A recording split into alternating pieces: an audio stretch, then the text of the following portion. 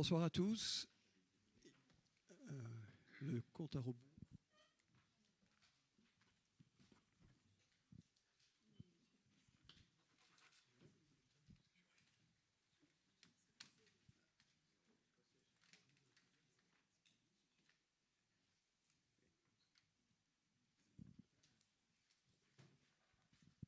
Je vais commencer par l'appel.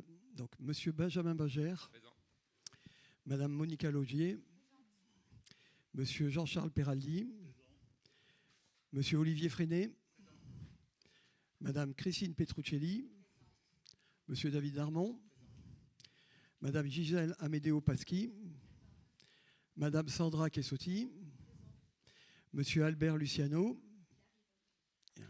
Madame Célia Akrap, Monsieur René Viala, Madame Sonia Porte, Monsieur Robert Bojanovic donne pouvoir à Madame Sonia Porte, Madame Marina Cagnol, Monsieur Frédéric Ledeux, Madame Marie Ferrer,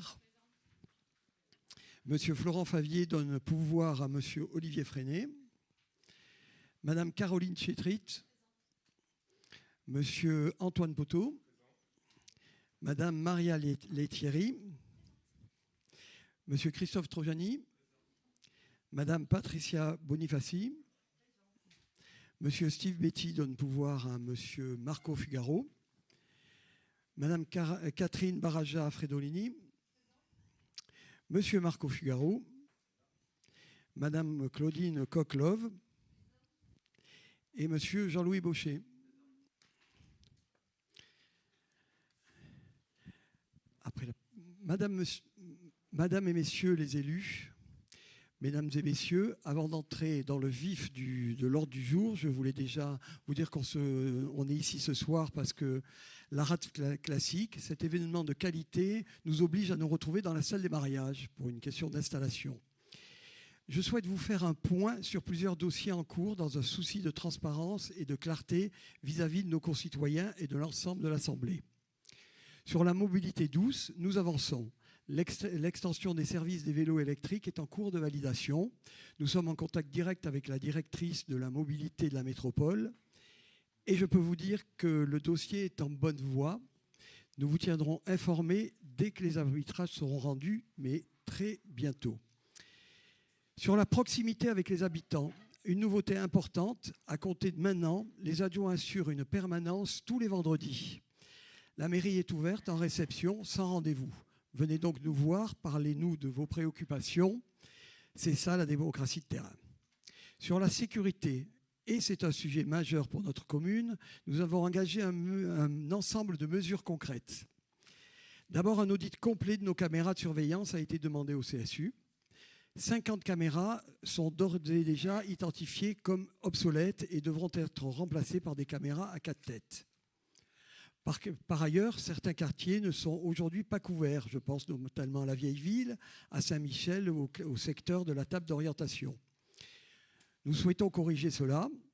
Nous allons également déployer des bornes d'alerte dans les endroits stratégiques, aux abords des écoles, à l'octroi.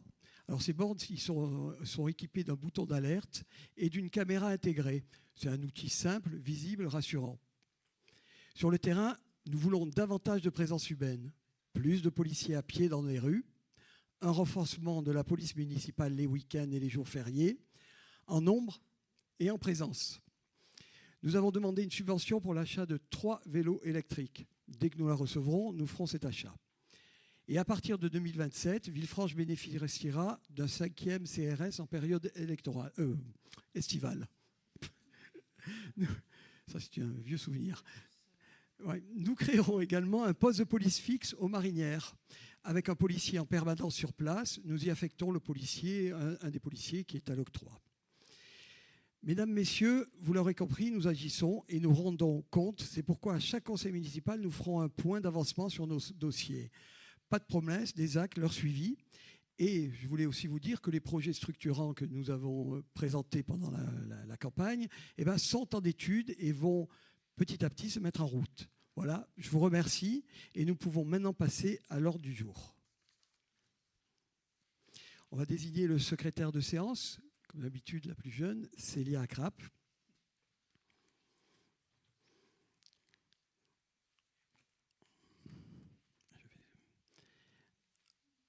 On va commencer par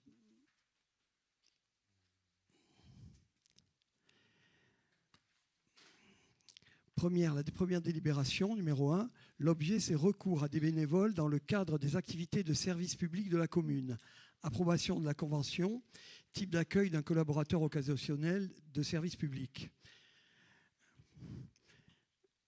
Chers collègues, dans le cadre de ces missions de service public, la commune peut être amenée à faire appel à des collaborateurs occasionnels du service public bénévole ou à recevoir une offre de collaboration bénévole de la part de particuliers, comme cela est le cas pour le service de l'urbanisme.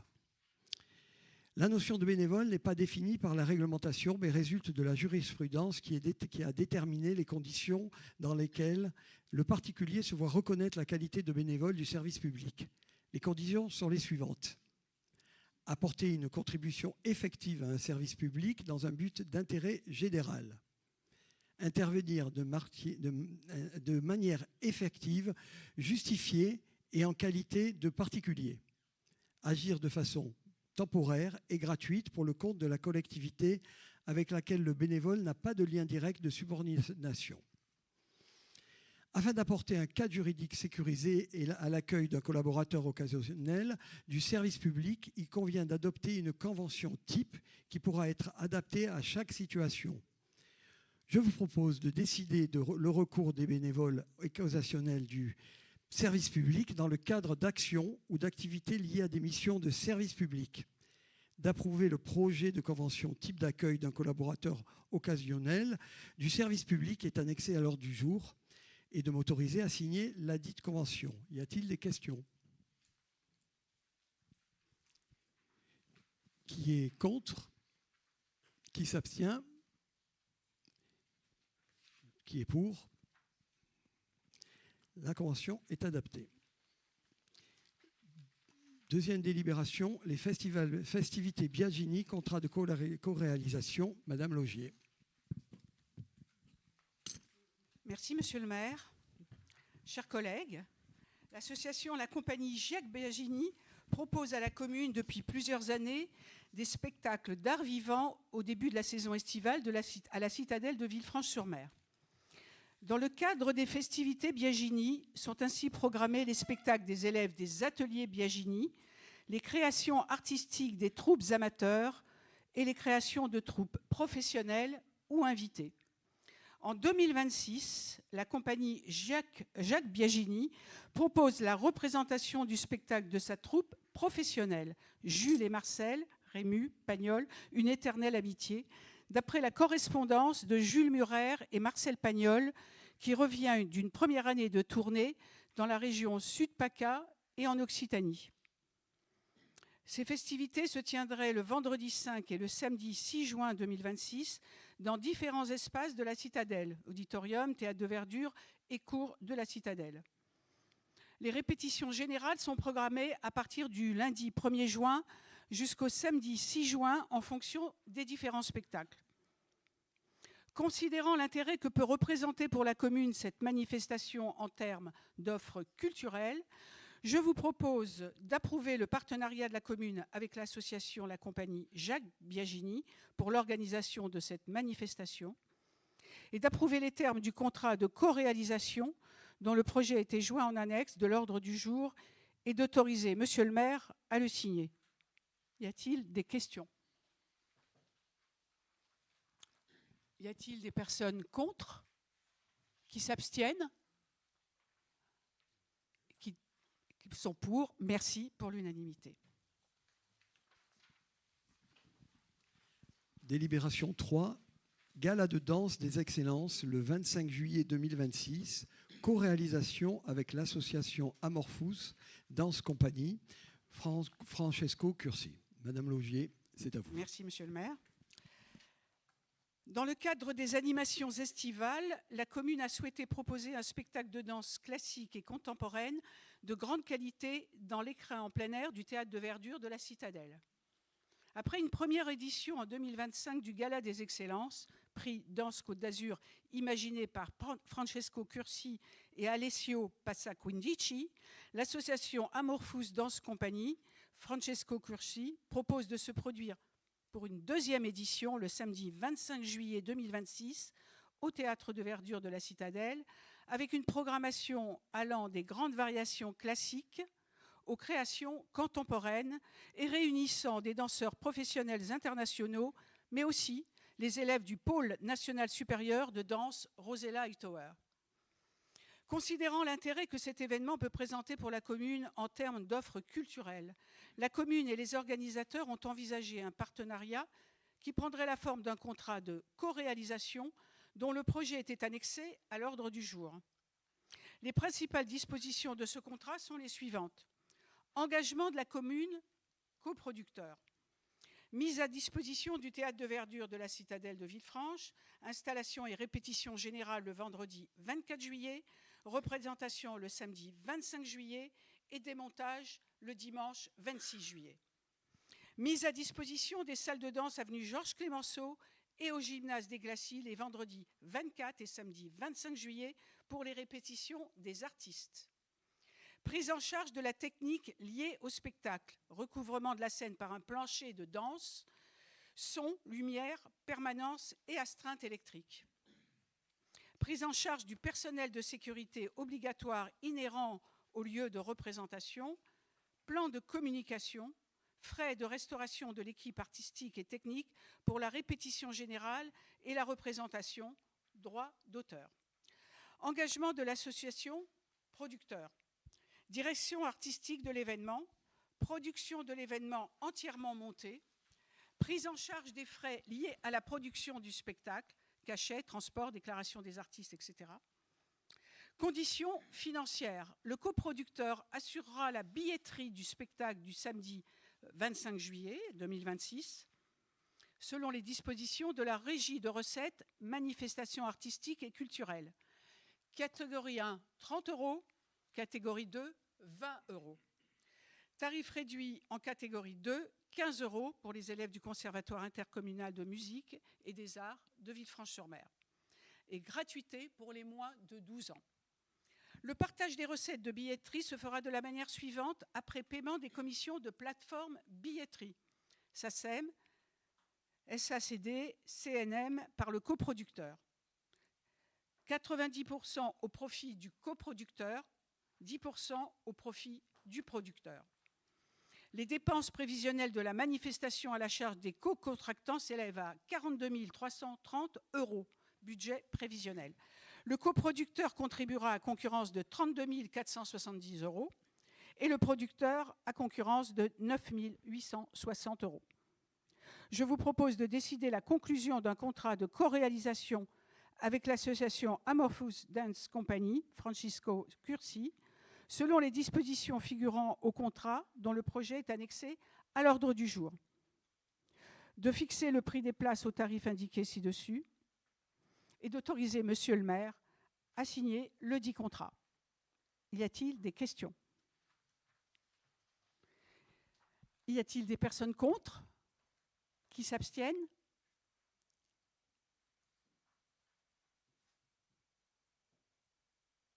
Qui vote pour?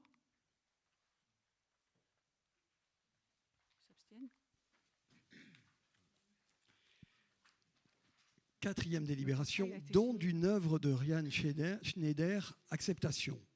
Madame Laugier, c'est à vous. Ah oui, je ne comprends pas bien. Merci, Monsieur le maire.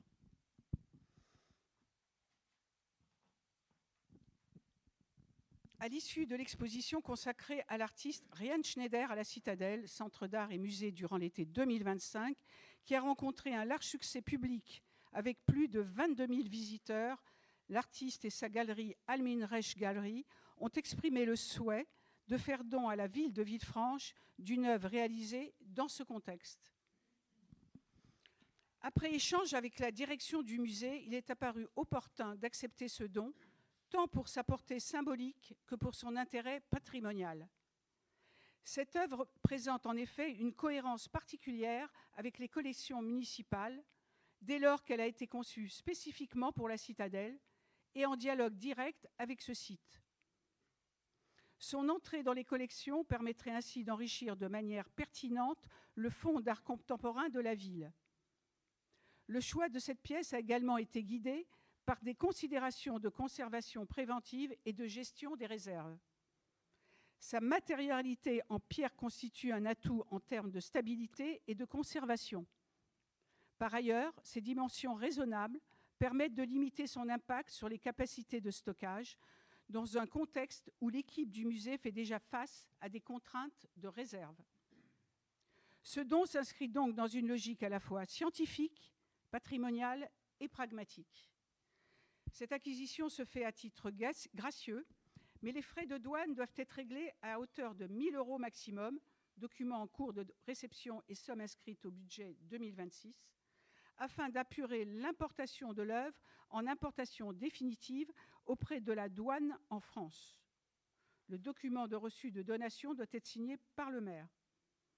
Je vous propose d'accepter le don de cette œuvre de Rian Schneider au bénéfice des collections de la ville de Villefranche-sur-Mer et de prendre en charge les dépenses afférentes. Y a-t-il des questions? Y a-t-il des personnes contre? Qui s'abstiennent?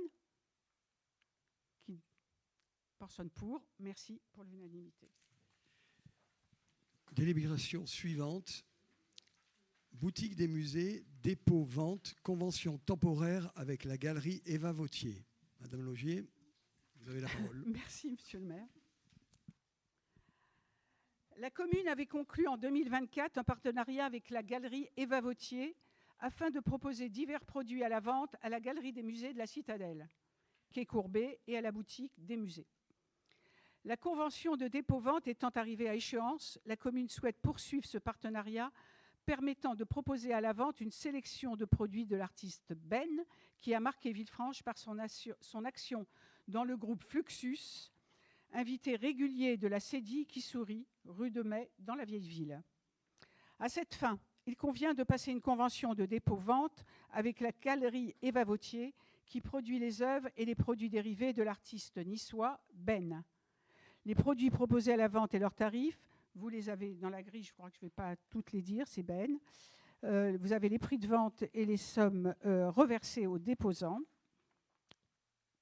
Donc je vous propose d'adopter la convention de dépôt-vente temporaire avec la galerie Eva Vautier, prévoyant les modalités de vente en régie, dont le projet était annexé à l'ordre du jour, de fixer les tarifs des ventes de ces produits tels qu'indiqués, qui figureront dans la grille tarifaire, et d'autoriser monsieur le maire à signer la dite convention d'une durée de 2 ans.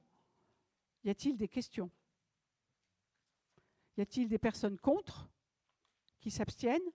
Qui sont pour? Merci.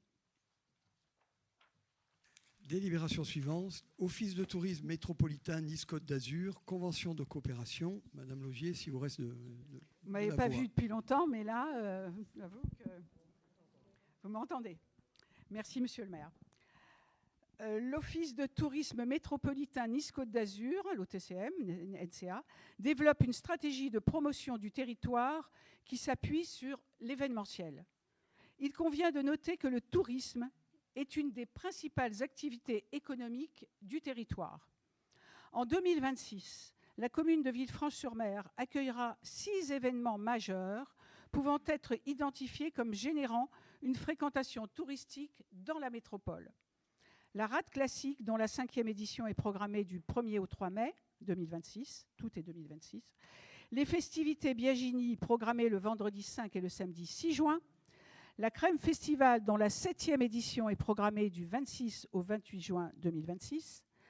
La grande exposition de l'été dans la citadelle de Villefranche, dont le vernissage est programmé le vendredi 19 juin.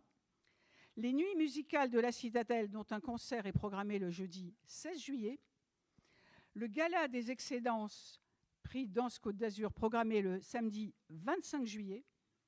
Et le trail urbain nocturne de la Muntakala, dont la 22e édition est programmée le samedi 19 décembre 2026. L'Office de tourisme métropolitain Nice-Côte d'Azur met en place des soutiens financiers pour l'organisation de manifestations traditionnelles et culturelles, contribuant ainsi à l'attractivité du territoire, ainsi que certains événements dont la dynamique rayonne au-delà des limites de notre territoire. Ainsi, l'Office de tourisme métropolitain et la ville de Villefranche-sur-Mer souhaitent s'engager à mettre en place une collaboration et une mutualisation de moyens afin d'optimiser l'efficacité des actions communes en matière de communication et de promotion au travers des grands événements identifiés. L'Office de tourisme contribuera au coût des opérations de promotion et de communication dans le cadre de la stratégie de développement touristique du territoire métropolitain.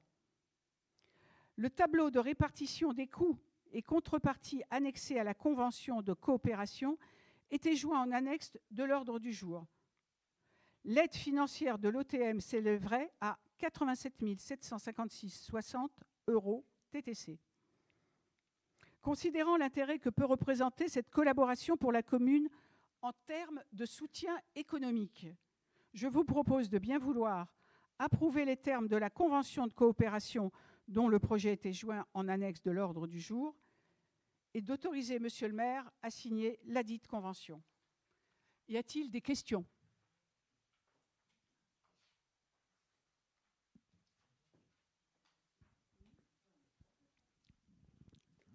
Bien, nous allons voter contre parce que la somme est insuffisante.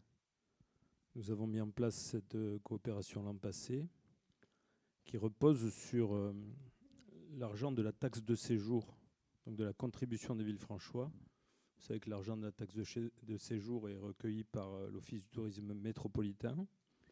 Et nous avons obtenu 90 000 € sur à peu près 500 000 € l'an passé. La métropole s'était engagée à nous subventionner à hauteur de 150 000 €. C'est pourquoi nous allons voter contre, considérant que la somme obtenue est insuffisante. Très bien. Donc, les personnes contre ? Qui s'abstient ? Les personnes pour ? Merci.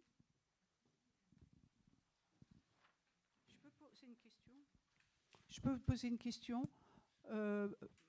Vous avez voté contre les balais. Or, c'est vous qui les avez mis en place. Je peux savoir pourquoi vous avez voté contre ?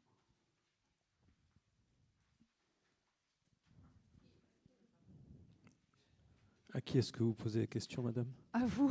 Ah, très bien. Vous parlez de quelle délibération ? La délibération sur les ballets de danse.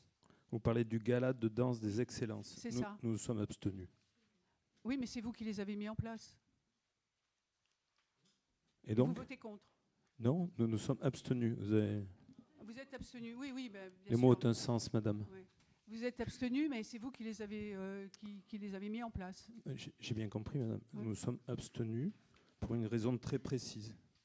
Laquelle ? Nous considérons que 32 000 € est une somme trop importante. Voilà. Et pourquoi vous l'avez mis en place ? Parce que nous avons pensé que c'était quelque chose de bien pour la commune, tout simplement. Ah, d'accord. J'ai du mal à suivre. Mais bon. Oui, je sais que vous avez du mal à suivre souvent. Ouais. Attention, Monsieur Trojani, à ce genre de là, remarques. Vous dépassez un petit peu les bornes. Monsieur Trojani, attention à ce genre de remarques qui peut être très mal prise. Elle a du mal à suivre. Eh bien, délibération 7, subvention aux associations, année 2026. Avant de passer la parole à Monsieur Olivier Freinet, qui est en charge de cette délibération, je vais vous lire je vais vous faire un petit commentaire. Je tiens d'abord à remercier l'ensemble des associations qui contribuent activement à la vie locale. 45 associations ont déposé des demandes de subventions pour 2026. C'est donc un sujet important. Il nous faut prendre des décisions équitables. C'est ce que nous nous sommes attachés à réaliser. La première décision est que toutes les associations ayant bénéficié d'une subvention d'un montant inférieur ou égal à 2 000 € en 2025, soit la grande majorité, verront celle-ci reconduite intégralement. Pour les associations dont les budgets dépassent ce montant, nous avons fait le choix de nous accorder un peu de temps pour décider. Nous souhaitons rencontrer chacune d'entre elles pour bien appréhender leurs besoins en fonction de certains critères de l'intérêt pour notre commune, du nombre d'adhérents par exemple, de la proportion des Villefranchois, de l'implication des enfants et d'autres raisons. Nous avons d'ores et déjà décidé que le montant soumis à votre vote aujourd'hui sera équivalent à 80% de la subvention de l'année précédente. En concertation avec les associations concernées, nous étudierons leurs projets et serons alors en mesure de décider d'augmenter la participation qui vous est proposée dans la délibération numéro 7 pour des projets mettant à l'honneur le partage des valeurs sportives, sociales, humaines ou touchant à la valorisation de notre patrimoine historique, architectural ou paysager, ainsi que tout ce qui touche au bien-être de nos jeunes et de nos seniors. À partir de la base qui vous est soumise, nous serons en mesure de dégager des sommes supplémentaires en réponse aux demandes correspondant aux critères énoncés ci-dessus. Je passe la parole à M. Freinet.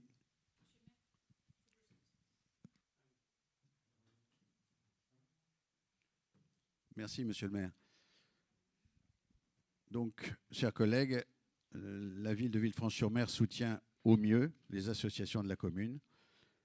Je n'ai pas de commentaires à ajouter aux commentaires de Monsieur le maire.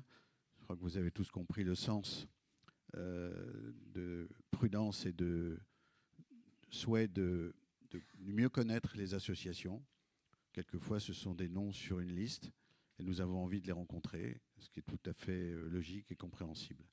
Donc, je vous propose d'arrêter les montants des subventions annuelles aux associations pour l'année 2026, selon le tableau qui a été joint en annexe de votre ordre du jour. Les crédits afférents seront inscrits au budget primitif 2026 à l'article 65 748. Y a-t-il des questions ? Ce que je ne comprends pas, monsieur le maire, c'est que toutes les associations ont déposé des dossiers. Il y a des demandes de subventions dans lesquelles il y a absolument tout ce qu'ils font durant l'année, tout ce qu'ils vont faire dans l'année à venir. Le nombre d'adhérents, il n'y a pas besoin de les rencontrer. Vous auriez dû déjà étudier les dossiers parce que là, il y a quand même des coupes un peu importantes, je trouve, pour des associations que je connais très bien et qui ont vraiment besoin de cet argent. Vous prenez par exemple un exemple du club d'aviron. Le club d'aviron a demandé 8 000 €. D'abord, il faut savoir qu'ils ont un jeune, un employé, donc il faut le payer déjà. Ensuite, souvent, ils sont obligés de racheter des bateaux, donc ça a un coût. C'est quand même une association qui marche très bien. Il y a beaucoup de monde. C'est la même chose. Bon, l'AIOL, elle a demandé un montant astronomique, mais finalement, elle devait acheter 2 bateaux, elle n'en a acheté qu'un. Donc, c'est là, je ne dirais rien là-dessus, puisque l'AIOL, ça a été à peu près correct. Mais après, tout le reste, la pétanque, pareil, la pétanque, ils font des tournois, ils tournent de partout, il y a beaucoup de... Il y a beaucoup de jeunes en plus. Pourquoi diminuer comme ça? C'est à vue d'œil, vous avez Madame fait à vue d'œil. Madame Coquelove, vous avez entendu en introduction... Non, mais ce que je veux dire, c'est qu'à ce moment-là... Si vous me laissez répondre, je vous laisserai la parole après. S'il vous plaît... je vous laisserai, Madame Coquelove. Plutôt de tes affaires, s'il Non, te mais... plaît. Ouais, bon. Alors, on va calmer les débats. On l'a bien dit en introduction, je souhaite les rencontrer. Si peut-être dans la précédente mandature, on n'avait pas le temps de les rencontrer pour des raisons, moi, c'est humainement, j'arrive, je viens aux affaires, laissez-moi le temps de rencontrer tout le monde, de les voir tous et de prendre des décisions en fonction des décisions, des demandes de chacune des associations. On n'a jamais dit qu'on ne donnera rien, on a dit simplement qu'on donne déjà 80% tout de suite et que... Ouais. Et que selon les projets qui sont portés, nous humainement, nous aviserons. Je peux ajouter juste une chose, c'est que les subventions, elles ont augmenté de 23% entre 2024 et 2026, entre 2023 et 2025, pardon. Donc, si, de 11, j'ai les chiffres à votre disposition, extrêmement détaillés avec toutes les évolutions depuis 2023. Donc, oui. Les chiffres sont bons, ils viennent de nos services qui sont excellents. Donc, je ne pense pas qu'on puisse en douter. Et le souhait de Monsieur le maire de rencontrer les associations ne me paraît pas absolument extravagant. Madame Cockloff, vous les avez rencontrées, vous les connaissiez, c'est très bien, vous avez fait votre travail, mais simplement laissez-nous faire le nôtre et apprécier le degré d'implication et le degré de nécessité que ces associations demandent. La façon dont ils emploient les fonds qui leur sont versés, c'est de l'argent public, ce n'est pas une fantaisie. Et nous avons fait des coupes, comme vous dites, comme le terme que vous employez, qui sont raisonnables et qui sont prévisionnelles, qui sont provisionnelles, pardon. Donc vous avez ensuite la possibilité, nous aurons ensuite la possibilité d'ajuster en fonction des projets précis. Ce n'est pas très compliqué à comprendre. Donc, vous allez faire des subventions exceptionnelles alors. Obligé. Hein.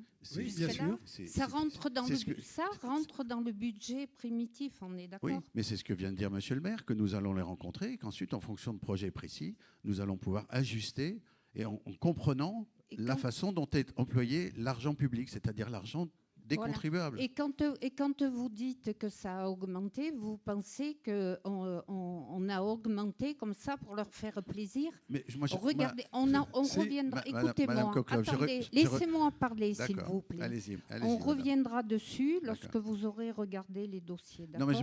Oui. Et on verra si on a vraiment exagéré. Bon, Madame Cockloff, je regarde les chiffres, pardonnez-moi, c'est mon rôle. Donc je regarde les chiffres et je vois une augmentation. Mais ça n'a pas de rapport avec l'utilité sociale de ces subventions. Nous les examinerons avec bienveillance et avec une écoute toute particulière. C'est tout, il n'y a pas de discussion interminable là-dessus. C'est pas une question de... Oui, non, mais je pense qu'on... C'est surtout, comment vous dire, c'est par rapport à eux.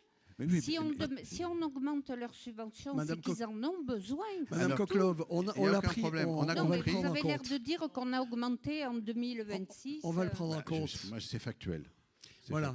J'ai déjà rencontré l'AIOL, par exemple. Elle a des besoins particuliers que nous prendrons en compte. Et nous rencontrerons chacune des subventions. Nous prendrons le temps de les rencontrer. Justement, ce ne sont pas des dossiers pour nous. Ce sont des personnes avec des adhérents. Et nous voulons vraiment mettre de l'humain dans cette mairie. La parole rapidement. Merci, Monsieur Capelier. Non, je veux juste dire que il y a une baisse de subventions pour 17 associations et que la baisse globale est de 20%. Et j'entends que vous allez rencontrer les associations et que vous vous mettrez à niveau secondairement. Nous avons parfaitement entendu.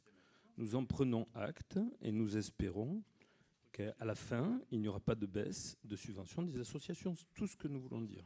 C'est pas ce qui a été répondu. Il a simplement été dit.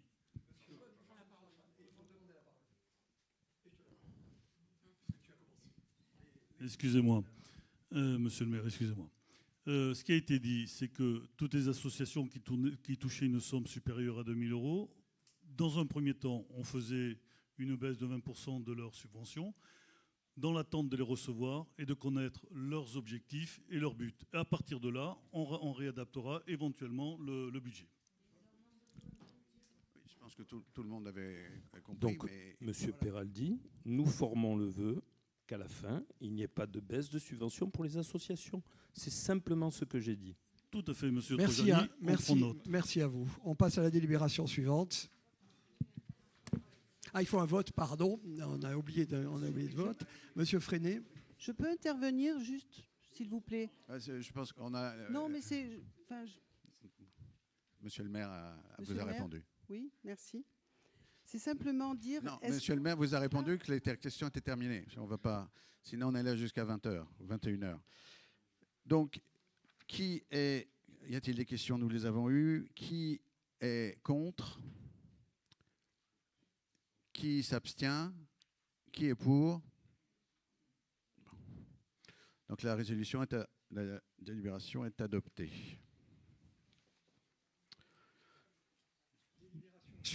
Délibération suivante, le vote du budget primitif 2026 et du budget principal, Monsieur Olivier Freinet. Merci, Monsieur le maire. Donc, le vote du budget primitif 2026, budget principal. Chers collègues, le projet de budget primitif 2026 se décline pour la section de fonctionnement et d'investissement selon les éléments énoncés ci-après.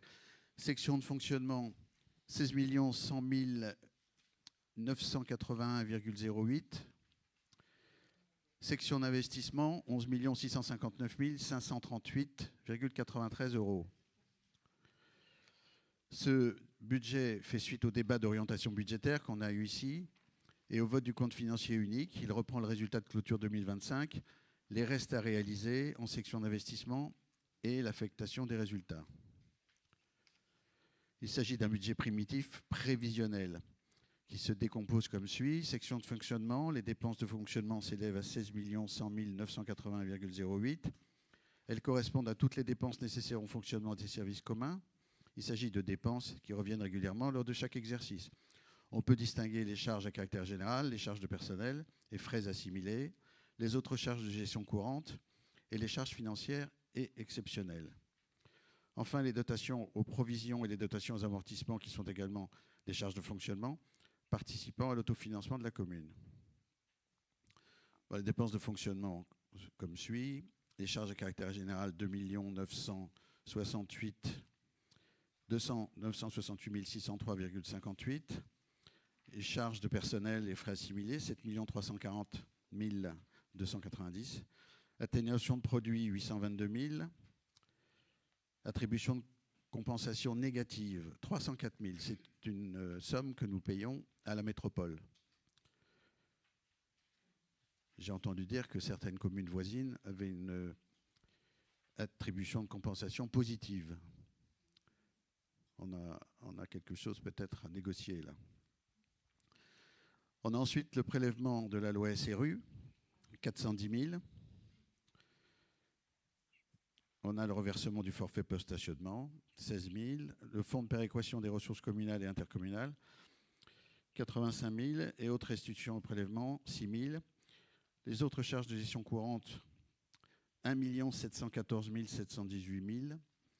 Principalement, c'est la subvention au CCAS, évidemment, et les fameuses subventions dont on vient de parler.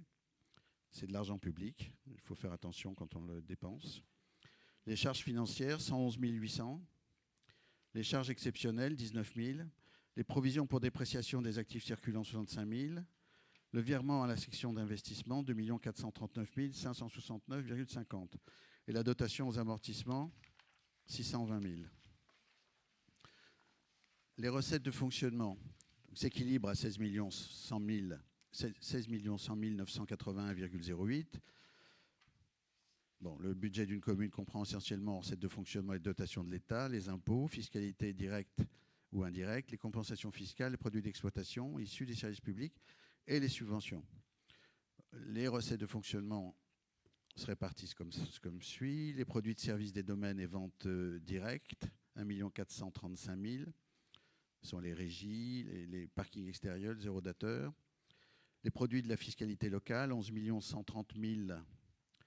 9 millions de produits fiscaux, taxes foncières, taxes d'habitation, 1,8 million de droits de mutation, qui sont en baisse par rapport à l'année dernière pour une gestion prudente des recettes. Les dotations et participations, dont 70 000 de DGF, donc 270 000 de DGF. Nous avons perdu cette année 130 000 euros de dotation globale de fonctionnement. Nous n'avons plus que la dotation de solidarité urbaine et nous perdons donc 130 000 euros de dotation de l'État. Les autres produits de gestion courante, 401 000, c'est les loyers. Les atténuations de charges, 110 000 euros, c'est les remboursements de salaire en cas d'arrêt maladie. Les dotations de solidarité communautaire, 170 000, ça c'est la métropole qui nous en rend un peu. La restitution du premier tiers du dispositif de lissage conjoncturel, ça c'est le fameux DILICO, 55 771 qui normalement devrait être remboursé cette année. On l'attend. Les produits financiers, 100 euros. Les produits exceptionnels, 1 700 euros. Les résultats de fonctionnement reportés, 2 495 910,08. Et les opérations d'ordre de transfert entre les sections, 20 000 euros. La section d'investissement, cette section s'élève à 11 659 538,93. Les dépenses réelles d'investissement regroupent les dépenses d'équipement et les dépenses financières.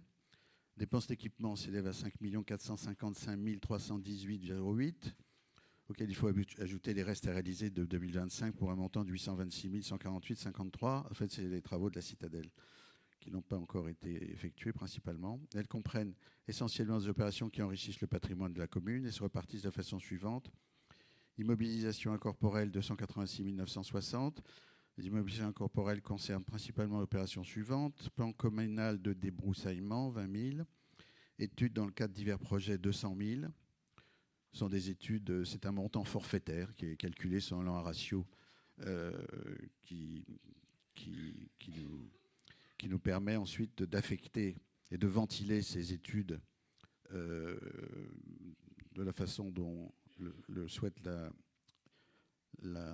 l'équipe municipale. Les logiciels différents services, 31 000, bon, 31 960. Il convient d'ajouter à ces dépenses les restes à réaliser pour 58 505,76. Ensuite, nous avons les subventions d'équipement versées pour 170 667, les subventions de façade et programme logement locatif. C'est le fameux programme immobilier de la rue avenue Albert Ier, de logis familial, 147 000. 147 000 dont on sait que, sous le contrôle de M. Caruso, cette somme arrivera en déduction de la loi SRU, ce qui est plutôt une bonne nouvelle. En immobilisation corporelle, elle représente 1 742 295,20 et concerne les opérations suivantes. Projet d'acquisition foncière, c'est-à-dire les ex-locaux de caisse d'épargne, locaux commerciaux 3, avenue Albert Ier, opération 1001 Vie, et 2, avenue Albert Ier. Ce sont des possibilités, des prévisions ou des éventualités. Je ne sais pas quel terme encore employer pour faire comprendre que ce n'est pas définitif. Le local de la caisse d'épargne, c'est un dossier dont on a, je ne vais pas dire hérité, mais qui se trouvait dans le DOB, on va dire, dans le ROB. Donc, on s'interroge sur l'opportunité, l'intérêt, la pertinence de cette... Monsieur Trojani, vous hochez la tête, mais en même temps, c'était votre projet. Mais il faut réfléchir à ça, à l'intérêt. Bon. Restauration des œuvres du musée, 29 725,20. Les quais des Marinières, tranchées fibre optique, 30 000 euros. Le matériel de transport, service technique, 70 000 euros. Matériel informatique, 40 500. Il convient d'ajouter à ces dépenses les restes réalisés pour 4 840,80. Les immobilisations en cours, elles représentent 3 255 395,88 et concernent principalement les opérations suivantes. Rénovation de la citadelle, 1 825 500. Mise aux normes accessibilité, ça c'est normal, PMR, 200 000. Rénovation immeuble orangerie, 250 000. Auditorium traitement humidité, 100 000. Travaux locaux, 4 rue de Mai, 100 000. Réhabilitation tennis Barmassa, 242 000. Ça, c'est la dernière tranche, je suppose, ou l'avant-dernière tranche. En tout cas, les travaux sont quasiment terminés. Tout ceci étant des estimations, évidemment, pour un budget prévisionnel. Il convient d'ajouter à ces dépenses les restes réalisés pour 762 801,97. Les dépenses financières, elles, s'élèvent à 733 405,24, dont le remboursement du capital, des emprunts pour 721 000 euros. Les opérations d'ordre d'investissement, 1 633 000. Ça, c'est l'intégration d'un legs qui a été fait à la commune, avenue de la Barmassa ou rue de la Barmassa, avenue de la Barmassa. Ensuite, les recettes d'investissement, les recettes financières, c'est le fonds de remboursement de TVA, 374 475,82. Les subventions pour restauration des œuvres et pour l'acquisition du local commercial avenue Maréchal Foch, 74 678. Il y a une subvention du département pour 68 000 euros pour l'acquisition du local avenue Maréchal Foch. L'excédent de fonctionnement capitalisé, 3 011,140... Non, 3 millions 11... 3 millions 142,90. Le virement de la section de fonctionnement, 2 439 569,50. La dotation aux amortissements, 620 000. Les opérations d'ordre patrimonial, 1 613 000. C'est à nouveau la succession, le legs. Pour équilibrer la section d'investissement, il est prévu l'inscription d'un emprunt à hauteur de 2,7 millions. Je ne vous cache pas que j'ai un peu tiqué en lisant cela, mais c'est une prévision, c'est un budget prévisionnel de la situation qui va évoluer. Et ce budget est un acte de prévision et d'autorisation. Donc, nous avons ensuite la possibilité de moduler tout ça. Il convient d'ajouter à ces recettes les restes à réaliser pour 826 672,71. Donc, je vous demande de bien vouloir adopter le projet de budget 2026 de la commune, qui était joint en annexe à l'ordre du jour. Et y a-t-il des questions ?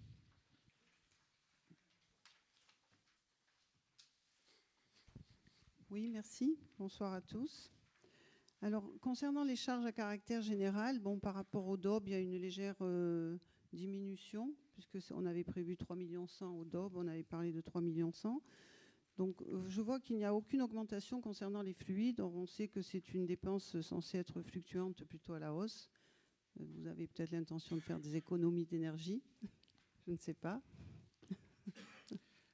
Je fais la chasse aux lumières qui restent allumées le soir ici dans la mairie, déjà, vous voyez. D'accord. Par contre, une augmentation significative du 62,28, donc autres frais divers. Ce compte-là augmente de 140 000 euros par rapport au réalisé de 2025, qui était de 222 800. Qu'est-ce que c'est qui justifie cette augmentation ? Alors, vous me situez ? Le 62,28, Oui. autres frais divers, D'accord. qui augmente de 140 000 euros. Comme c'est un compte un petit peu fourre-tout, qu'est-ce qui fait que ça augmente significativement ? D'abord, les charges à caractère général, compte tenu de la baisse de la DGF, il a fallu faire des ajustements et la différence que vous voyez entre 3 100 000 et 2 968 000, c'est les fameux 130 000 euros. Il a fallu équilibrer le budget. Et donc, comme en recette, nous avions 130 000 euros de moins, nous avons dû faire un rattrapage, un équilibrage du budget dans les charges. Donc, nous avons baissé les charges à caractère général. Oui, mais le 62,28 augmente significativement de 140 000 euros. Donc, c'est un petit peu contradictoire. Si vous voulez bien nous décoder ce que veut dire le 62,28. Autres frais divers, c'est bien pour ça que c'est du divers et c'est un compte fourre-tout. Je sens la question. Donc, je ne sais pas qu'est-ce que vous pouvez prévoir dans ce compte-là qui fait qu'il augmente d'autant. Voilà. Autres frais divers. Mais écoutez, c'est une mesure de précaution, peut-être, pour faire face à des dépenses inopinées. Voilà, je peux vous répondre une réponse un peu de Normand, mais oui. je pense que les 140 000 euros sont une mesure de précaution. Je pense Comme que c'est dans budgets... le chapitre du 62-32 qui est fêtes et cérémonies, il ne faudrait pas que ça noie un petit peu le poisson là-dessus. Voilà. Bon, je fais remarquer, c'est tout. Concernant les charges de personnel, le 64 131, rémunération non titulaire, augmente aussi significativement de 158 000 euros par rapport au réalisé de 2025. Je suppose que vous avez peut-être prévu des recrutements. Non, on a surtout l'augmentation de l'indice, on a surtout de l'ancienneté, on a surtout un certain nombre... c'est surtout sur l'augmentation du personnel titulaire, puisqu'il y a une augmentation de 102 000 euros, donc je suppose que c'est l'évolution des carrières. Mais en ce qui concerne les non-titulaires, est-ce que vous avez lancé des recrutements ? D'abord, si vous parlez de 102 000 euros sur 7 millions, je pense qu'on est à peine à plus d'1%, 1,2%. Donc, je ne sais pas si c'est ce dont vous parlez, mais 102 000 euros sur 7 millions, ça me paraît assez faible. Ça, même à mon avis, c'est insuffisant même. Non, mais bon, au niveau des non-titulaires, est-ce qu'il y a des recrutements prévus ? D'abord, il est possible qu'il y ait des recrutements. Il est possible qu'il y ait des recrutements. Pour le moment, il n'y a aucun recrutement lancé. Non. Et ce sera des remplacements pour des postes à poste des personnes qui partent à la retraite ou autres. Je n'ai pas employé le terme qu'il fallait. Effectivement, ce sont des remplacements parce qu'on a 4 départs à la retraite cette année. Et donc, il va falloir faire des recrutements. Mais ce sont des remplacements, effectivement. D'accord.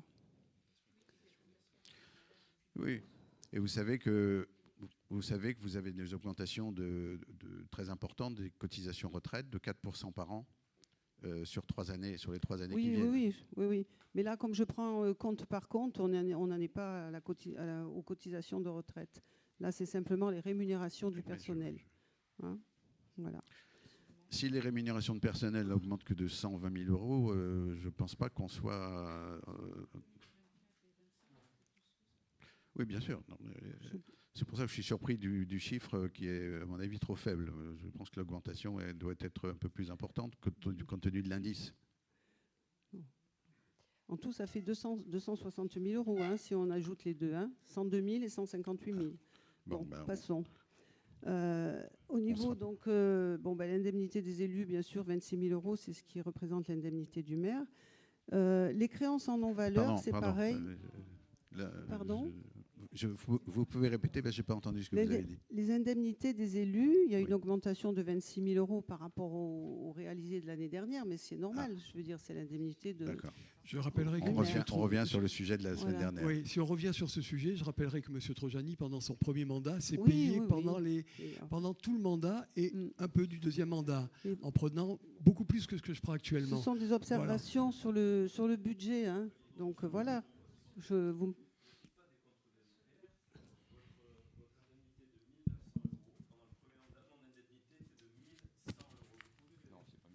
Non.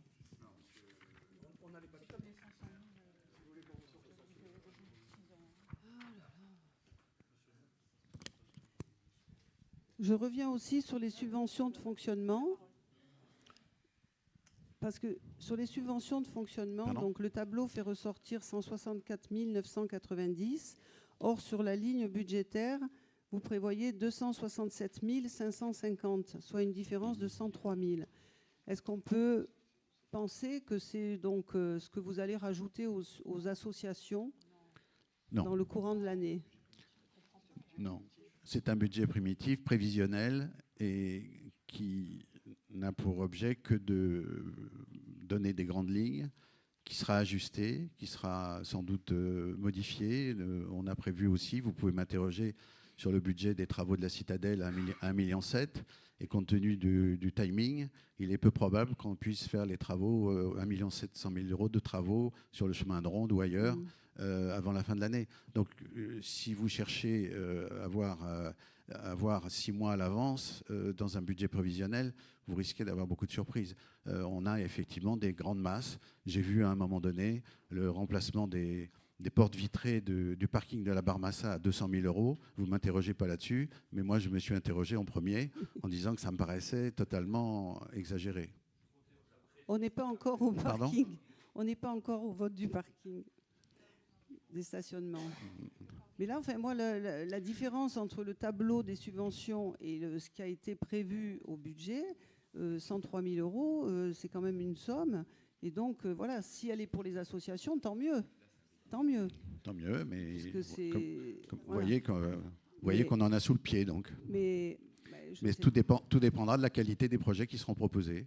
Monsieur le maire s'est jamais opposé aux subventions. J'ai peur qu'on ne comprenne pas bien le message qu'il a donné au départ.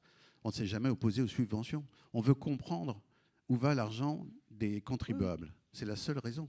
Je ne sais pas pourquoi il y a une espèce d'incompréhension et une espèce d'emballement, pas médiatique, mais emballement ici ou ailleurs, même dans la commune, autour des subventions. On n'a jamais coupé dans les subventions à la hache. On essaye simplement de comprendre ce qu'on fait. J'espère que ça va être clair maintenant. Et parce que des fois, les associations, elles ont besoin donc, de cet argent au début de l'activité. Quoi. On va clore sur les subventions. Je souhaite rencontrer toutes les associations. Voilà. Et à ce moment-là, vous pourrez voir. Madame Petruccelli, vous avez quelque chose à dire? Oui, je voulais juste dire que les plus 22% sur les contractuels dans notre budget 2026, c'est un budget de vérité. Nous finançons enfin les remplacements nécessaires pour garantir un service public continu aux Villefranchois. Nous remplaçons les gens qui sont en maladie et les emplois qui sont vacants. Donc votre bonne gestion 2025 n'était pas une bonne gestion. Il y avait un manque réel de personnel. Ah bon. Pourtant, vous disiez il n'y avait pas Donc, longtemps on que la va masse passer au vote, salariale si vous était voulez bien. importante. Non, je n'ai pas terminé. Ah oui, mais... J'en suis aux recettes. Les recettes de fonctionnement. Alors, allez-y, Ah ben, Madame attendez, Baraja, c'est allez-y, des allez-y. observations. Hein. Donnez-nous des... Donc, au niveau des redevances d'occupation du domaine public, Oui. alors là, par contre, donc, elles sont nettement en baisse. Alors, c'est des recettes, c'est un petit peu embêtant. Donc, est-ce que la commune ne va pas sous-évaluer cette recette qui est quand même obligatoire parce que c'est l'occupation, l'espace public à titre privé, exemple terrasse des cafés, échafaudage, etc. Oui. Donc, est-ce que vous allez revoir à la baisse des tarifs? Est-ce que... Je laisse Monsieur le maire répondre. Du gaz, j'ai bien entendu le terrain Non, du gaz. non. Ah pardon, Je parle de la excusez-moi. redevance. Excusez-moi, j'ai cru.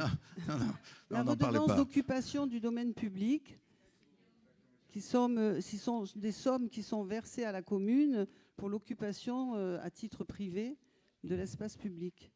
Donc, terrasse de café, Non, mais je vous échafaudage, rassure, etc. pour autant Donc, que, même si ce n'est pas mon domaine, on a un C'est dommage responsable de- de l'occupation du domaine public qui est en charge de ça, mais je n'ai c'est pas dommage entendu. de sous-estimer ces recettes, parce que bon, Mais elles baissent de 190 000 €, c'est quand même important. Oui, bon, écoutez, on a entendu votre commentaire, il est tout à fait intéressant, on l'étudiera. Et en investissement, donc l'emprunt de 2 700 000 Oui, qui justifie... j'ai émis les réserves, c'est pour équilibrer Oui. le budget prévisionnel. Je ne pense pas que cet emprunt verra le jour, mais j'aurais, moi, si j'avais rédigé ce document, employé un conditionnel, mais la règle fait qu'il faut employer le terme qui a été employé. Bon, donc je le livre à votre réflexion. Comme moi-même, j'ai été, comme je l'ai dit tout à l'heure, assez interloqué. Voilà. D'accord, ok. Mais ça ne m'empêchera pas de voter ce budget. Merci. On va passer au vote. Qui est contre? Qui s'abstient? Qui est pour? Je vous remercie.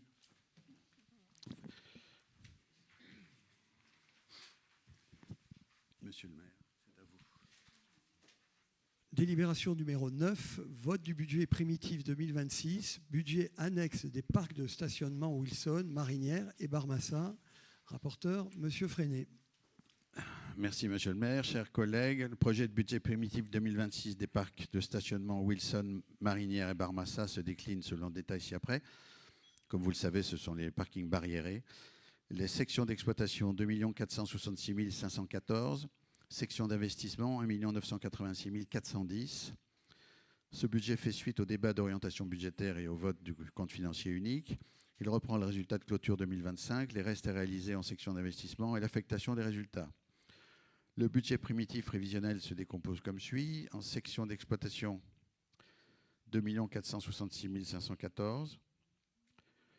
Les dépenses d'exploitation comprennent notamment l'ensemble des charges à caractère général, les contrats de maintenance des différents parkings, 338 585. Le remboursement des salaires et des charges des agents travaillant au parking, 375 000 €. Les autres charges de gestion courante, 3 800 €. Les charges exceptionnelles intervenant dans l'année, 18 000,09. La dotation aux provisions, 5 000 €. Les dotations aux amortissements pour un montant de 140 000 €. Le virement de la section d'exploitation à la section d'investissement, 1 586 128,91. Les recettes d'exploitation comprennent les ventes de produits-services, 5 000,09 toujours. Les produits de redevance des différents parkings, 610 000. Et l'excédent de clôture reporté, 1 851 513,91. La section d'investissement d'un montant d'1 986 410. Les dépenses d'investissement comprennent notamment les immobilisations corporelles, les logiciels de gestion parking, les études paysagères de la promenade du parking des Marinières, 236 238,93. auquel il convient d'ajouter les restes réalisés de l'année 2025 pour un montant de 3 084 €. Donc les parkings, les immobilisations corporelles, dont les parkings des marinières, remplacement des barrières avec LED, 39 000. Parking des marinières, panneaux d'affichage mobile, 1 200. Parking des marinières, bancs et chaises rouges, 16 920. Parking Wilson, passage en ticket thermique, 207 722,86. Parking Wilson, panneau d'affichage dynamique double face, 15 084. Massif béton pour panneaux, 3 600. Parking de la Barmassa, mise en place des portes vitrées, 220 880,87. Je n'ai pas pu résister. Bureau, gestion des parkings, acquisition de mini-PC, station de supervision, 2 891,24. Signalisation et barrières, acquisition de panneaux de signalisation, 1 800 €. OK, il convient d'ajouter les restes réalisés d'année 2025 pour un montant de 4 519,54 €. Les immobilisations en cours, dont fissure parking de la Barmassa, 18 000. Parking de la Barmassa, réfection de peinture, 78 000. Parking de la Barmassa Wilson Marinière, réfection des bancs, 13 400. Enrobé du parking des Marinières, 372 000. Pose humain courante, bureau des parkings, 2 508. Auquel il convient d'ajouter des restes réalisés pour l'année 2025 pour un montant de 110 006,50. Les recettes d'investissement comprennent et s'équilibrent à 1 986 410. Excédent de fonctionnement capitalisé 251 281,09. Virement de la section d'exploitation 1 586 128,91. Et dotation aux amortissements 140 000. Je vous demande de bien vouloir adopter le budget 2026 des parcs de stationnement Wilson, Marinière et Barmassa qui a été joint en annexe de votre ordre du jour. Y a-t-il des questions? Oui. J'imagine. Merci. Je veux dire vers vous, ma première question concerne donc la mise en place des portes vitrées. Les portes vitrées sur le parking de la Barmassa, oui, à 220 880 €. Oui. Ma question est simple, est-ce que vous allez les mettre en place ou pas? Alors, parce écoutez, que ça me paraît très cher, très très cher. C'est évidemment. C'est un héritage de votre budget de l'époque, hein? Non, pas du tout. C'est une demande, monsieur le maire, c'est une demande, on avait demandé ça. Les élections étant passées, je n'ai pas vu passer ce devis, ou ces devis, j'en ai vu aucun. Donc à partir de là, si j'avais vu ce devis, merci. Pas passé, c'est tout. Merci de votre précision. C'est simplement cette question. Monsieur Baucher, c'est totalement extravagant comme devis, je suis d'accord avec vous. Il y a 6 portes, donc, ça fait pratiquement 40 000 € la porte. Non, mais on n'y pense même pas. On va regarder tout ça. Nous avons un adjoint qui est en charge de superviser les travaux avec monsieur Racano. Et rassurez-vous, tout ça va être analysé à la loupe. Très bien. J'ai une deuxième question. Concernant l'enrobé du parking des Marinières à 372 000 €. Ma question est simple. Est-ce la continuité de la sécurisation que l'on avait prévue sur la dernière partie de la plage jusqu'aux escaliers, avec la mise en place des arbres? Il y avait, je crois, 11 tamaris. Monsieur le maire était présent dans ces réunions. Il y avait 11 tamaris qui devaient être mis en place. Il devait y avoir des écluses qui devaient être mis en place. On devait refaire le trottoir sur le fond et mettre quelques arbres, dont un de différents sur le fond. Ma question, c'est est-ce que c'est ça qui va être fait ou est-ce que c'est la suite de ce qu'on avait vu et qu'on avait discuté ensemble? Non, c'est un projet qui est mis en attente. On a un projet qui est beaucoup plus ambitieux. C'est une somme qui est dans un budget prévitif, mais c'est un projet, quand je dis ambitieux, ça ne veut pas dire qu'il sera plus cher, mais ambitieux dans la vision. Voilà. D'accord, très bien. Merci. Voilà, s'il n'y a plus de questions, on peut passer au vote. Qui vote contre? À cause des portes vitrées, monsieur Baucher? La réponse concernant les portes vitrées, vous allez étudier, c'est une chose, mais vous n'avez pas dit non, on ne le fait pas. Et concernant l'enrobé au fond des parkings, je me pose beaucoup de questions sur ce que vous allez faire. D'accord. Voilà. Si c'est à la marche, si c'est des modifications à la marche, parce que je me rappelle, monsieur le maire, quand vous étiez dans les commissions où on travaille dessus, ce qui vous importait, c'était surtout les ombrières. C'est très bien, c'est très bien. Mais je trouve que si vous ne mettez pas en place la continuité de l'élargissement du passage piéton que l'on avait fait, ça va un peu, peut-être, ça ne sera pas terrible, c'est tout, c'est simplement en tout ça. cas, Monsieur Baucher, rassurez-vous, on a toute une équipe qui s'occupe des travaux, qui va superviser avec les services qui s'occupent de ça. Et le projet vous sera présenté, bien entendu, avant toute mise en œuvre. Voilà. Donc, vous avez voté contre. Qui s'abstient? Qui vote pour? Je vous remercie.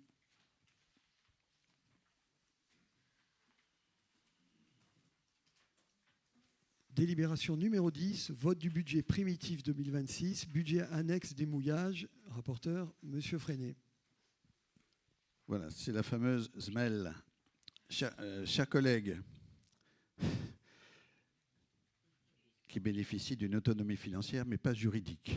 Donc, la présentation du budget primitif des mouillages 2026 fait suite au débat d'orientation budgétaire et au vote du compte financier unique. Elle reprend le résultat de clôture 2025 et l'affectation des résultats. Le budget primitif prévisionnel se décompose comme suit. Section d'exploitation d'un montant de 326 890. Dépenses d'exploitation comprennent notamment l'ensemble des charges à caractère général et contrats de maintenance, 53 420,71. Le remboursement des salaires et charges des agents travaillant au mouillage, 83 000. Les autres charges de gestion courante, 60 000 euros. Les dotations aux amortissements, 121 000. Le déficit d'exploitation reporté, 7 469,29. Les recettes d'exploitation, c'est les ventes de produits services, 181 226. Et les produits exceptionnels, 120 000. La section d'investissement d'un montant de 543 380. Les dépenses d'investissement comprennent notamment le remboursement des autres dettes en 20 ans. C'est le prêt fait par la commune de 100 000 euros et qui est remboursable donc sur 20 ans, 5 000 euros par an sans intérêt. Les logiciels incorporels, soit 10 000 euros. Les immobilisations incorporelles, pardon, 10 000 euros. Les immobilisations corporelles, matériel de bureau informatique, 25 000. Autres immobilisations corporelles, 226 358. Les immobilisations en cours, soit installation matériel et outillage, 251 358. Les recettes d'investissement s'équilibrent à 543 380, dont 422 379,90 de soldes d'exécution reportés. Dotation aux amortissements, 121 000.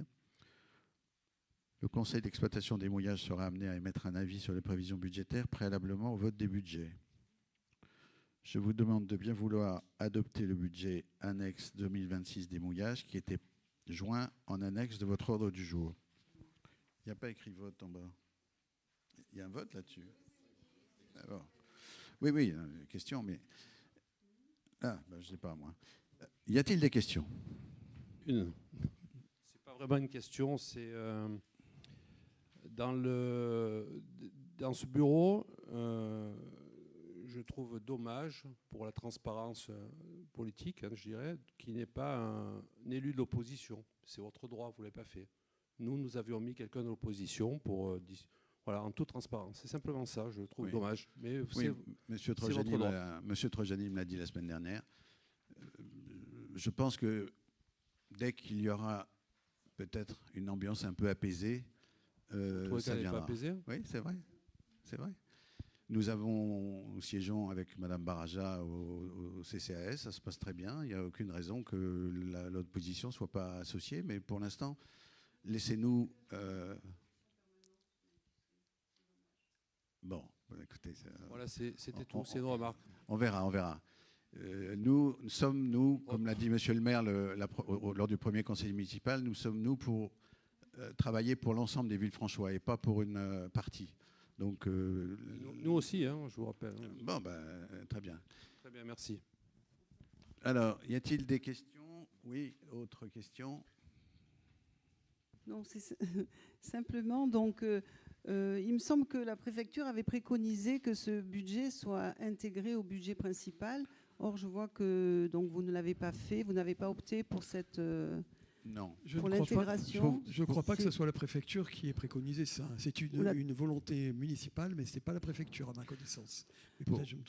Pour faire un petit commentaire sur la SMEL, parce que vous demandez à faire partie du... Bon, le sujet de la SMEL est un sujet très sensible, comme vous le savez encore mieux que moi. Le problème de la semelle, à mon avis, il a été mal géré ou initié. Lorsqu'on parle à des responsables de port ou des personnes qui sont au courant de ce type de situation, ils vous disent que les semelles, en général, elles sont rattachées au port le plus proche. Et que le port le plus proche étant la Darse, par exemple, pour Rochambeau, il aurait été peut-être possible de se rapprocher du département et d'avoir un accord et faire ainsi des économies substantielles. Ils ont des bateaux, ils ont peut-être du personnel auquel on aurait participé. Il y avait des possibilités. En tout cas, on m'a lancé cette idée. Je ne dis pas qu'elle est 100% vraie. On va explorer cette piste. On va aussi se rapprocher de la DTTM et de différents organismes, parce que vous avez remarqué, personne n'a posé la question là-dessus, mais vous avez remarqué qu'on verse 60 000 € par an pour l'utilisation du domaine public, de l'espace public, ce qui n'est pas tout à fait le vrai en réalité. C'est parce qu'en 2023-2024, ils n'avaient pas facturé. Donc on a un rattrapage.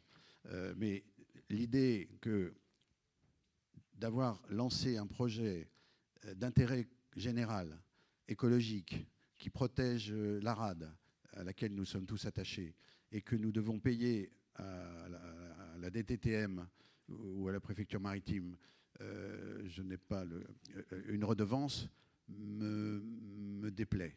J'ai l'impression qu'on se fait un petit peu, on est un peu perdant dans l'affaire, voilà, pour dire la vérité. Monsieur Trojani sourit, mais je sais que ce projet, vous l'avez porté. Est-ce qu'il a été vraiment bien initié? Est-ce qu'il n'y avait pas des moyens de faire participer l'État un peu plus dans cette affaire? Parce que structurellement, on a, vous n'avez pas posé la question non plus, mais est-ce que vous connaissez la réponse? On a 120 000 € à mettre au pot chaque année. Et oui, mais ce n'est pas en rattachant le budget de la semelle au budget primitif que vous allez éteindre le déficit.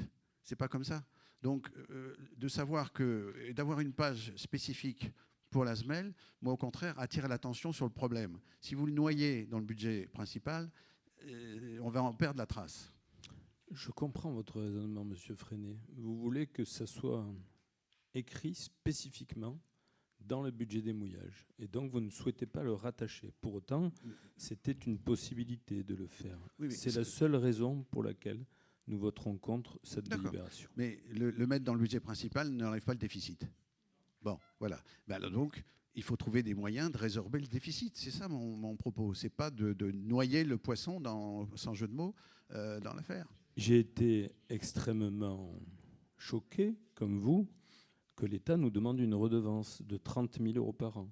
Sachez aussi que suite à l'intervention de l'architecte des bâtiments de France qui a imposé des bouées à l'embossage et pas à l'évitage, l'investissement a été multiplié par 2 au moment où ce projet a été réalisé. Pour autant, il nous est apparu que c'était un projet important pour la préservation environnementale de la rade, et ça, je crois que personne ne le conteste.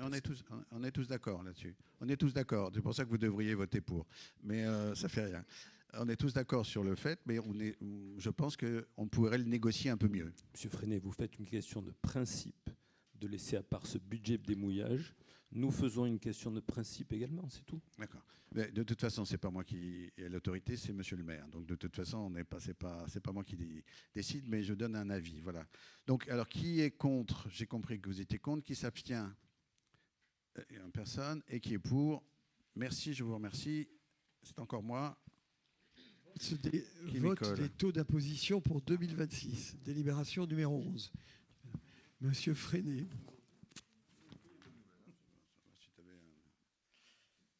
Bon. Le vote des taux d'imposition.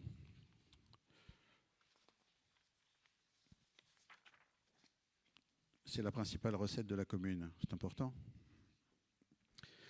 Chers collègues, conformément à l'article 1639A du Code général des impôts, les collectivités territoriales et les groupements à fiscalité propre doivent voter les taux des impositions directes locales perçues à leur profit avant le 30 avril en période de renouvellement des conseils municipaux. Compte tenu de la réforme liée à la suppression de la taxe d'habitation sur la résidence principale, celle-ci n'est plus perçue depuis 2021 par les communes, hormis pour la taxe d'habitation sur les résidences secondaires et les locaux vacants. La disparition du produit fiscal de la taxe d'habitation est compensée pour les communes par le transfert de la part départementale de taxe foncière sur les propriétés bâties perçues sur leur territoire. Le taux départemental 2020 de 10,62. Bon. Depuis le 1er janvier 2023, le pouvoir du vote du taux de la taxe d'habitation sur la résidence secondaire est rétabli pour les communes. On sait que ce taux est à la discrétion des communes et va de 5 à 60%. Nous sommes à 60% depuis 2023. Donc. Je vous propose de reconduire en 2026 le taux d'imposition communaux appliqué en 2025 et de fixer les taux d'imposition des taxes directes locales pour 2026 comme suit. Taux de la taxe d'habitation sur la résidence secondaire, 16,03%. Taux de la taxe foncière sur les propriétés non bâties, 9,65%. Taux de la taxe foncière sur les propriétés bâties, 25,53%, qui correspond à l'addition du taux communal et départemental 2020 de cette taxe. Donc nous n'augmentons pas les taxes foncières. Je ne veux pas rappeler qu'en 2021, la taxe foncière a augmenté de 1,70% et en 2025 de 1,03%, je crois. Mais nous nous étions engagés à ne pas augmenter les taxes, donc nous le faisons, nous tenons nos engagements. Y a-t-il des questions ? Il n'y a pas de questions, on passe au vote. Qui vote contre ? Qui s'abstient ? Et qui vote pour ? Je vous remercie. Délibération numéro 12. Je passe la parole à Sandra Kessotti, qui devient la présidence de ce. C'est la désignation d'un représentant du conseil municipal pour signer une autorisation d'urbanisme. Et je me retire. Donc, chers collègues. Pardon. Ah oui, c'est vrai. Non, pas par la fenêtre.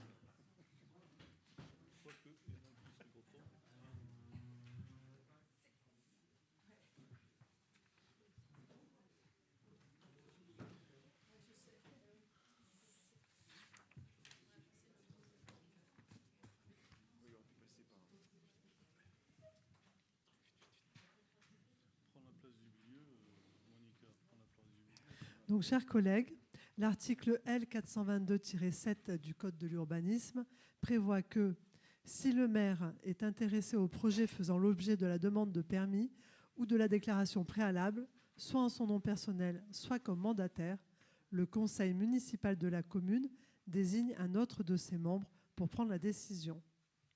Une demande de permis de construire modificatif numéro PC 0061 592 1 S 0012 M03 a été déposée le 18 février 2026 et complétée le 24 mars 2026 par M. Belhassen Fares, ayant pour architecte la SARL Capelier Architectes et Associés, 1 rue de la Victoire à Villefranche-sur-Mer. Considérant qu'une délibération spéciale du conseil municipal s'avère nécessaire dans ce cas pour statuer sur la demande de permis de construire, je vous demande de bien vouloir désigner M. Benjamin Binger, premier adjoint, pour signer au nom de la commune la décision à intervenir sur la demande de permis de construire modificatif numéro PC 0061 592 1 S 0012 M03, déposé le 18 février 2026 par M. Belhassen Fares. Est-ce que vous avez des questions ? Monsieur Trojani.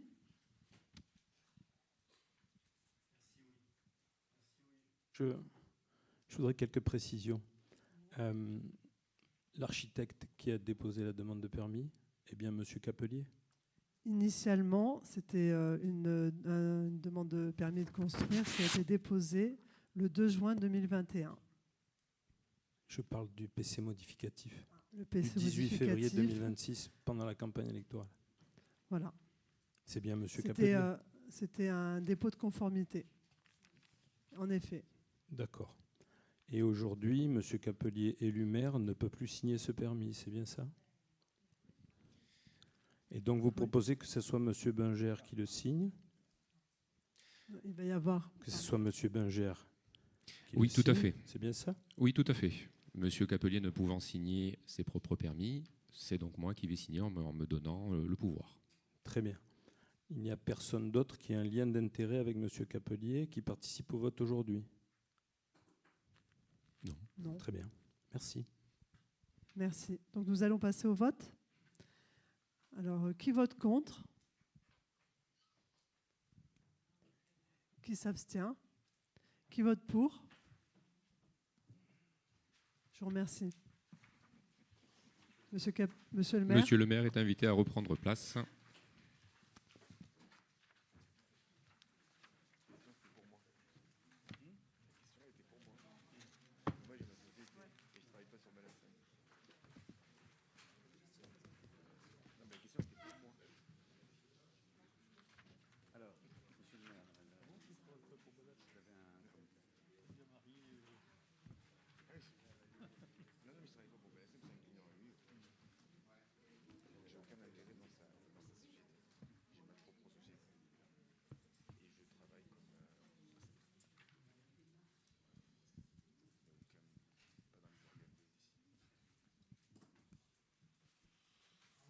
En date du 24 avril, nous avons reçu un courrier de du professeur Christophe Trojani, une question écrite pour la séance du conseil municipal de ce jour. Je vais vous en faire la lecture. Monsieur Capelier, sous la précédente municipalité, une procédure pénale a été engagée par la commune de Villefranche-sur-Mer dans le courant de l'année 2014 concernant la gestion de la société publique locale villefranchoise dite SPLV. Pour mémoire, cette procédure a fait l'objet d'une longue instruction qui s'est étalée sur plus d'une dizaine d'années et a finalement abouti à la saisine de la chambre d'instruction de la cour d'appel d'Aix-en-Provence, puisque la commune a souhaité interjeter appel de l'ordonnance de non-lieu rendue par le juge d'instruction.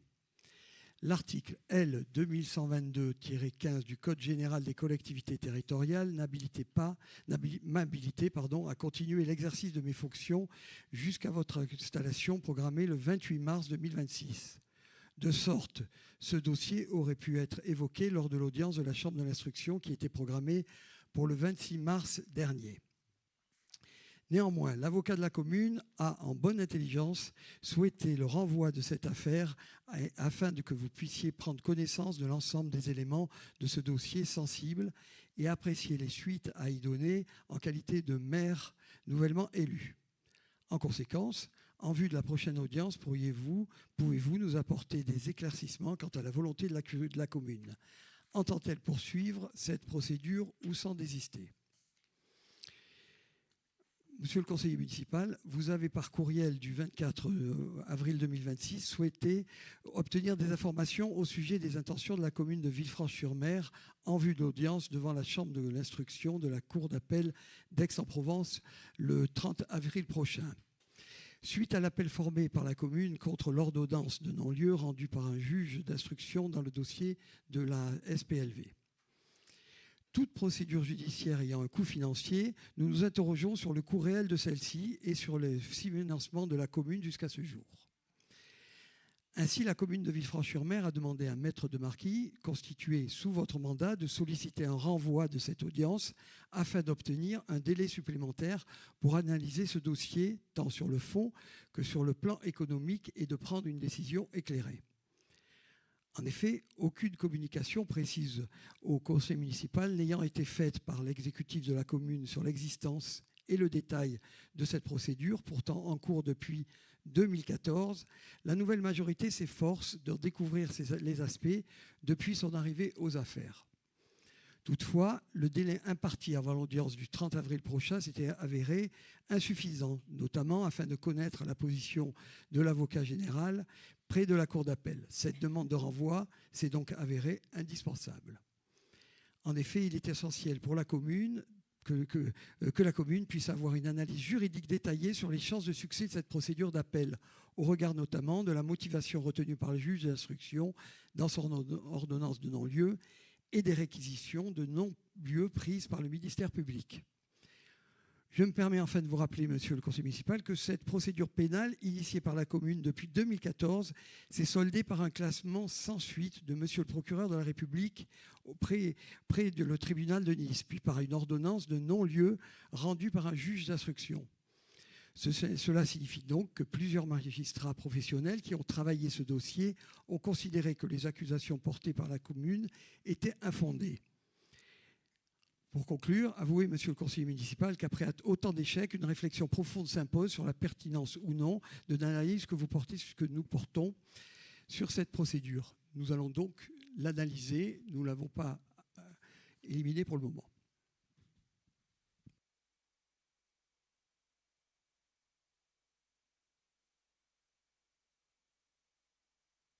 Mais la séance est terminée. Merci à vous tous, les élus, les personnes présentes pour avoir écouté cette séance, ainsi que toutes les personnes qui sont sur les réseaux. Je vous souhaite une bonne soirée et à bientôt. Et les manifestations ?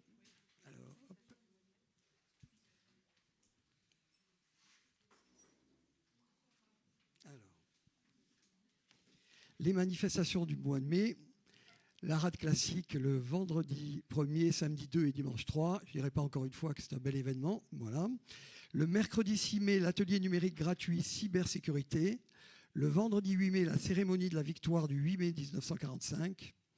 Le samedi 9 mai, le concert d'Andrei Irima, complet.